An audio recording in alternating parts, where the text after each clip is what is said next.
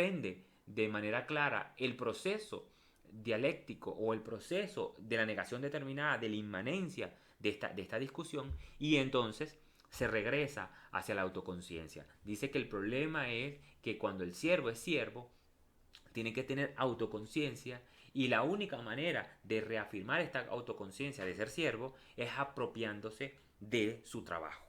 Y esta apropiación del trabajo, de esta apropiación material, lleva entonces a la superación del problema. ¿Y cómo se supera el problema? Aniquilando. Aquí Hegel, aquí tenemos que hacer un inciso en la palabra Aufheben y en la palabra, y en esta, si hay una, y esta es la respuesta de todo manual todo manual de comunista, ¿no? De todo comunista de manual, ¿no? De toda medianidad. Aquí es no tomarse el problema en serio. Como Marx, en este texto que no se publica, cuidado con esto, este texto que no se publica, Marx, influenciado por el señor Feuerbach, creyendo que han invertido la lógica a la antropología, la lógica a la naturaleza, entonces creen que el problema entonces es la apropiación material del trabajo del siervo para que el siervo entonces diluya al Señor. En esta dimensión del problema, entonces Marx considera que Aufheben es aniquilar. Y aquí tenemos un gran problema porque además esta es la carrera, estamos hablando de la carrera del profesor Herrera, ¿verdad? Estamos hablando de la carrera de mi maestro, en donde mi maestro muy claramente ha comprendido, ha entendido que hay una conexión necesaria entre Aufheben. Lo que pasa es que Aufheben se entiende en dos sentidos, tiene dos sentidos al mismo tiempo. Pero si seguimos el orden y conexión de las ideas, esta influencia de Feuerbach sobre Marx, en donde creer que la materialidad del mundo se tiene que superponer a la espiritualidad del mundo, entonces acá Aufheben quiere significar o va a significar aniquilar, acabar. De por sí, la gran crítica que le hace Marx a Hegel es que Marx ha conseguido la negación determinada de todo el derecho, de toda la forma final de que el derecho moderno termina. ¿Sí? Ha comprendido cómo la negación determinada de la familia es la sociedad civil, y la negación determinada de la sociedad civil es la sociedad política, y la sociedad política se concretiza en el Estado. Pero si usted no ve la inmanencia del proceso, entonces usted primero opone sociedad civil a sociedad política, y segundo, considera que todas estas instituciones hay que acabarlas. Por eso hay revolución precisamente.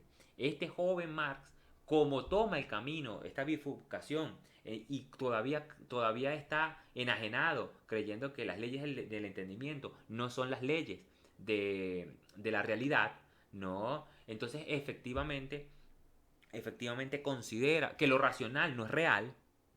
Este es el problema, ¿no? El no comprender lo que es efectivamente real. Entonces toma el camino material, este camino que lo alumbra. Por eso, profesor Herrera, cuando Marx da cuenta de este error, afortunadamente en el manifiesto comunista, que ahí sí publica, dice la palabra Aufheben, lo dice en el sentido especulativo de la palabra Aufheben, en el sentido entonces del otro camino, ¿no? Tenemos camino A, camino espiritual, camino en donde no hay una conciencia infeliz, sino la conciencia infeliz puede darse cuenta que siempre fue la conciencia superior, que fue siempre la conciencia señorial, que la conciencia sierva siempre fue la conciencia señorial, que había un desdoblamiento, pero ese desdoblamiento es propio del error de la conciencia, pero luego cuando se da cuenta no hay ningún dos, era uno. Y el camino material, el camino materialista, el camino antropológico, el camino de Feuerbach, que es creer que el Señor, el siervo, es material, y que el siervo solo logrará superar la dualidad, la contrariedad, la negación determinada en la medida en que se apropia materialmente del producto de su trabajo. Y entonces allí aparece la revolución. ¿Y cómo es la revolución? Aniquilando toda esta inmanencia que ha venido produciéndose. ¿Cómo? Aniquilando precisamente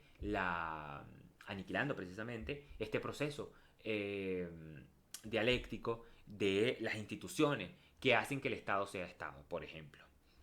Entonces, aquí, en este texto, Marx considera que Aufheben no es especulativo, es material, en esta suerte de inversión. En el manifiesto comunista, esto sería tranquilamente una tesis de grado. Pero aquí el que no tenga tesis de grado, por aquí puede empezar. La concepción de Aufheben en dos obras de Hegel, de Marx, en el manifiesto comunista y en los manuscritos, o en el manifiesto comunista y en el manuscrito y en el capital. Así como el dinero es una concepción en, el manifiesto, en los manuscritos y en el capital tiene otra concepción distinta. Entonces, a ver, aquí esta suerte de aporía no es ninguna aporía si seguimos el orden y conexión de los principios. ¿Cuál es el orden y conexión de los principios? Que la apropiación, la autoconciencia solo se afirma en la no espiritualmente, no echándole ganas, no como diría, como creería que es ideal el espíritu, como creería el joven Marx que estaba apostando Hegel, sino tomando la materialidad del mundo. Y apropiarse la materialidad del mundo es superar. Pero esa superación implica aniquilar. ¿Y cómo se aniquila? Aniquilando no solo las instituciones que han llegado hasta en pie hasta 1844, sino, y eso solo es posible en la medida en que usted tome el salario.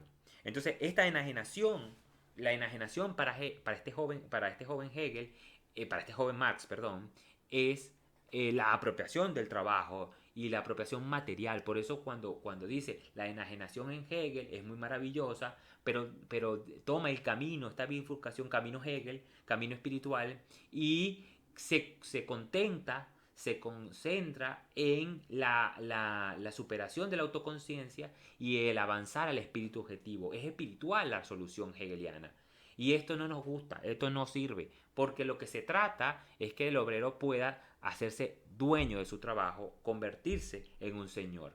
Y entonces el camino es la revolución. El camino va a nivel práctico. Y lo que importa de la enajenación es la supresión precisamente de esta relación dominada de dominante y dominado, de víctima y victimario.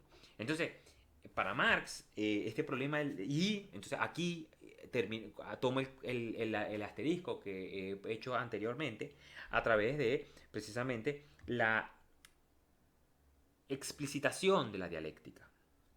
Cuando creemos que la dialéctica es un fenómeno, un epifenómeno, está sobre los fenómenos, que la dialéctica se puede extraer, que la dialéctica es un método que está fuera de las relaciones del pensamiento mismo con el pensamiento, entonces no entendemos qué es la dialéctica. Ya hice la historia de la dialéctica, ya hice una comprensión de la dialéctica, se los mandé en el audio de dialéctica, no puede haber duda hasta aquí. El problema es creer que ese proceso, que ese conocimiento, esa negación determinada de los conceptos puede tener algo, un trasfondo, una forma que tome al contenido. Estamos sacando a Hegel de Hegel, estamos haciendo de Hegel otra cosa que no es Hegel, porque la forma y el contenido van juntas. Por eso el pensamiento no se puede separar de su pensamiento mismo. Evidentemente existe la palabra dialéctica, y como he dicho siempre, cada vez que se dice dialéctica es porque no se está haciendo dialéctica. Este es el meollo del asunto, y anda en el orden de los principios, no en el orden de las cosas determinadas. Sino, ¿qué es una cosa determinada? El salario, el trabajo. Por lo tanto, no entra en el ámbito de la especulación ni en el ámbito de los principios.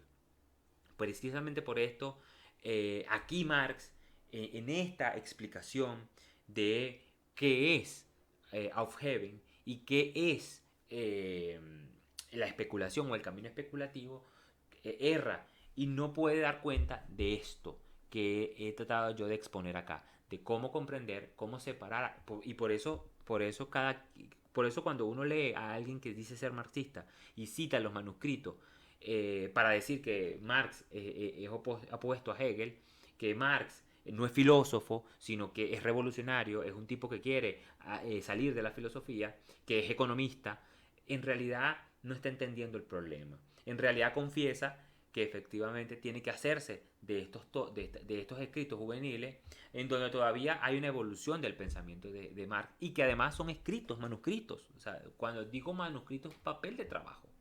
Entonces, cuidado con esto porque aquí, aquí la enajenación material que Marx está reclamando es una enajenación material además que tiene fuerza viva, ¿no? La enajenación es el trabajo que además tiene un precio en el mercado, que además tiene un transporte, que además tiene la creación de valores culturales y por lo tanto su trabajo lo prisiona. Fíjense que esto es muy importante. La mercancía que produce la mercancía que produce el obrero se le aparece al obrero como un dios, como algo superior, como algo que lo toma y lo aplasta, ¿no? El señor y el siervo, ¿verdad? Pero, y lo que no puede reconocer es que aquello es él mismo. Entonces, en este sentido, en este justo sentido, precisamente Hegel dice, Marx dice, ¿cómo se cura eso? Con la negación determinada. Comprender cómo el trabajador, si el trabajador pudiera reconocer todo lo que todo el devenir de la materia prima hasta sus manos y después de sus manos, si el obrero fuera consciente de eso, pudiese ver que ese señor que está en la vidriera, que le aparece como un valor fundamental, que le aparece, que le da estatus, que le permite mantener su vida, que le da facilidad a su vida, no es extraño a él, sino es él mismo. Entonces el obrero no derrumbaría el sistema constituido. Y por eso Dios es materia. Y por eso Dios es naturaleza. ¿Se ve la diferencia? Entonces, justamente el problema para Marx es que esta subjetividad que no tiene sujeto, la materia que no tiene sujeto, y si el trabajador se convierte en mercancía, es el sujeto que se convierte en objeto. Fíjense que aquí está la inversión del problema, y si usted tiene esta lógica de los contrarios para comprender la unidad de los contrarios, usted puede darse cuenta cómo el sistema, cómo esta forma, esta expropiación con el salario, ¿no? Esta lógica del salario invierte todas las relaciones, así como el dinero invertirá todas las relaciones, ¿verdad? Entonces, ¿quién es el verdadero sujeto? El creador, el Dios de las cosas, es el obrero, y el objeto es la mercancía. El objeto es aquello inanimado por el cual se somete a una ley de oferta y demanda, de compra y venta, de creación de valor, de añadir valor en el mundo. Entonces, cuando esto se invierte, precisamente termina quedando el obrero como alguien marginado y como alguien que está fuera precisamente del ámbito. Se convierte en mercancía el obrero y el sujeto, la mercancía se convierte en sujeto. Y esto lo aprisiona, esto lo doblega además con un sistema de propiedad privada. Entonces, a ver, lo importante aquí es que se tome en cuenta el problema material, pero Marx ahora cree, este joven Marx va a insistir en que el problema material es la única solución para que la realidad tenga otro sentido, para tener una conciencia precisamente de la clase que está dominada por la clase que está dominando y que en el fondo el problema se soluciona con aniquilación, con revolución. ¿Por qué? Porque el camino no es especulativo. Todavía Aufheben en este punto no significa conservar y aniquilar. Hay que hacer una clase completa de Aufheben y eso lo vamos a indagar. Aquí, para no hacer esto más largo, vamos a decir esto.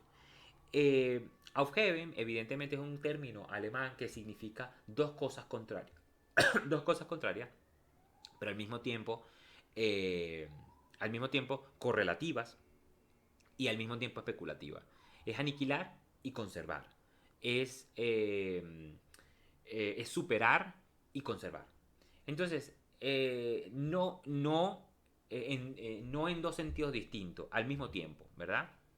Entonces, evidentemente, el valor especulativo de Aufheben, que es especulativo, ¿por qué es especulativo? Porque no está en el orden de la comprobación, no está en el orden de la Erfahren, está en el orden de Wissen, ¿verdad? Del saber metafísico, no de lo que puedo comprobar, no en el orden de las cosas que aparecen, de la manifestación de los objetos particulares, ¿sí? Entonces, Aufheben es un concepto filosófico que Hegel insiste en su filosofía, pero que no es explícito además. No es Aufheben dos puntos.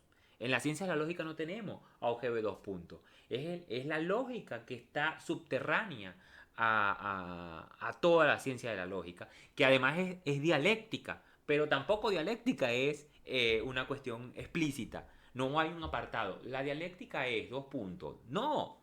Este es el gran problema. Este es el gran problema de la medianía que no puede comprender estas cosas. Aufheben es dialéctica, es metafísica. ¿Y qué significa Aufheben? Poder comprender que los contrarios están en una unidad mayor. Poder comprender que lo que se separa se está uniendo y lo que se une se separa.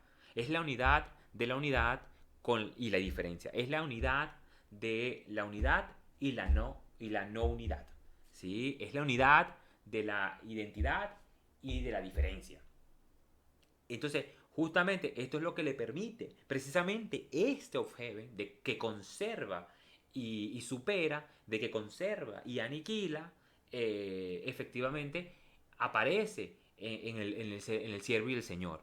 Porque se da cuenta que cuando el siervo se da cuenta, pero no es porque estaba viendo a otro, estaba viendo a otro, aparecía como otro, pero cuando yo rastreo, cuando hago negación determinada, cuando puedo rastrear el origen del Señor, me doy cuenta que yo soy el origen del Señor, yo soy el Señor, el siervo era el Señor.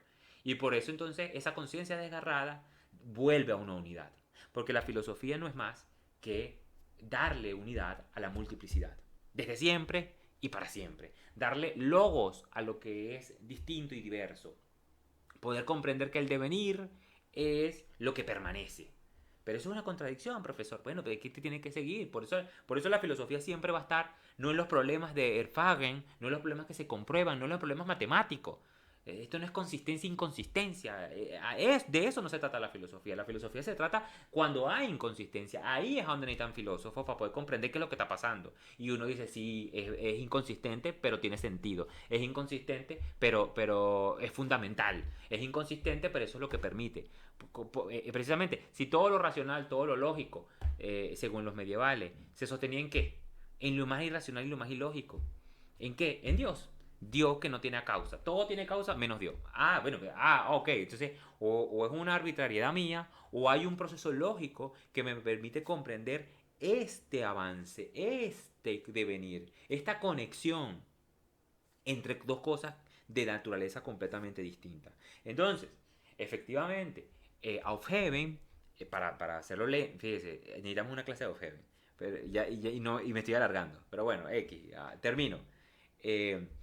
Aufheben es conservar y superar al mismo tiempo, bajo de diferentes respectos, evidentemente. ¿Y quién pone de manifiesto este concepto filosófico?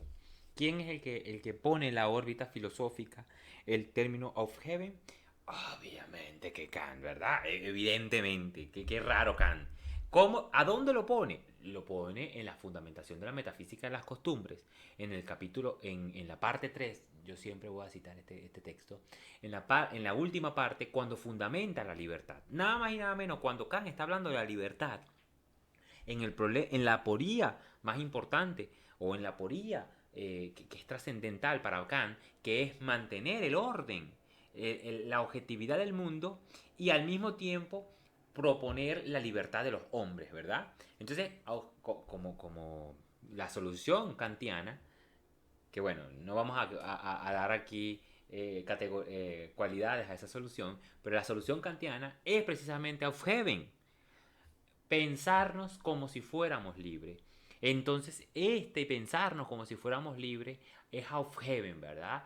Es mantener, conservar el orden, las reglas del universo, las reglas del cosmos, las reglas del mundo, y al mismo tiempo aceptar que nosotros somos causa en el mundo de los hombres, en el mundo especulativo. Y entonces así el señor Kant no aniquila ni aquello y conserva la libertad.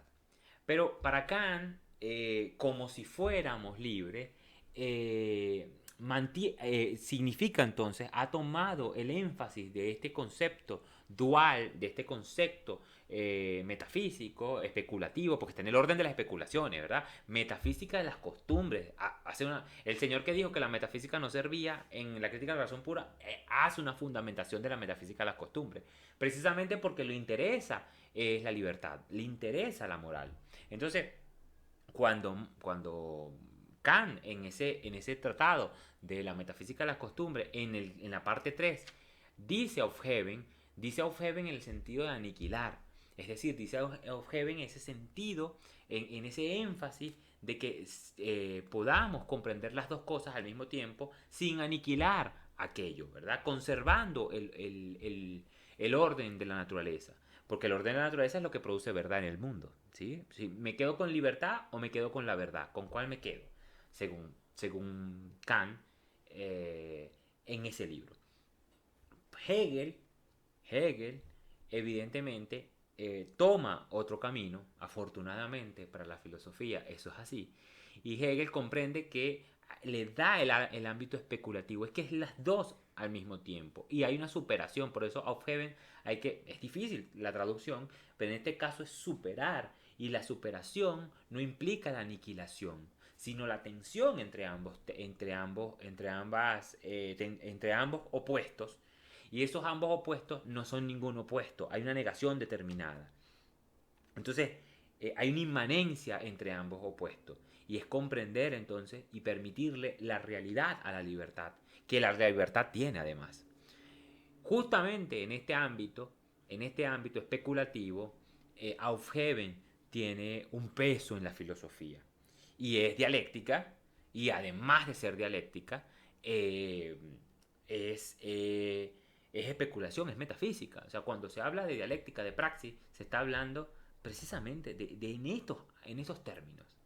Ahora, eh, efectivamente, Marx, en este texto, en donde hay una inversión de la materialidad del mundo sobre la espiritualidad del mundo, de la teología, de la lógica, se va a la materialidad del mundo, se reduce a la materialidad del mundo, según Feuerbach, ¿verdad? Si Marx está en este ámbito, Marx va a comprender en este texto como aniquilación a las formas en que se produce el espíritu, a la forma en cómo crea el Estado.